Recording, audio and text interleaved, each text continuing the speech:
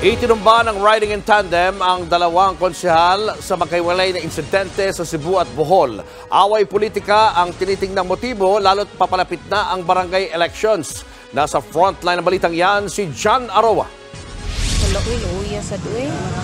Duguan at wala ng buhay ang lalaking ito nang datna ng mga residente sa kalsada sa bayan ng Balamban sa Cebu mag-aalas 5 ng hapon kahapon. Kinilala ang 60 anyos na biktima na si Anastasio Pacquiao, konsihal ng barangay Kansumuroy at tumatakbo bilang barangay chairman sa darating na eleksyon ngayong buwan.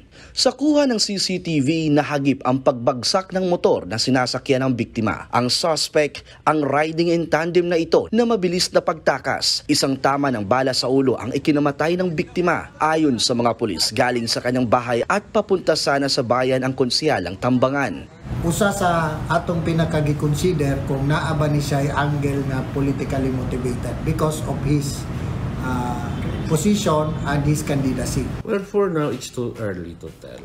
Investigation is still going on as to the motive of the killing. Hindi natin masabi na most likely talaga.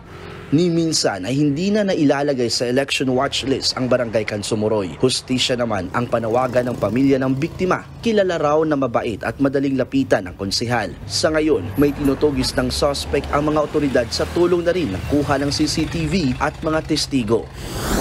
Patay rin ang isang konsehal sa Buena Vista, Bohol matapos barilin ng riding in tandem kaninang madaling araw. Kinilala ang biktima na si Danilo Hayag. Sinugod pa siya sa ospital pero idineklarang dead on arrival. Bagamat hindi tatakbo sa barangay elections, away politika ang isa sa mga tinitingnang anggulo sa pagpatay. Nagbabalita mula sa frontline, John Aroa, News 5. Mga kapatid, Julius Babaw po. Huwag maging huli at maging una sa lahat ng balitaan.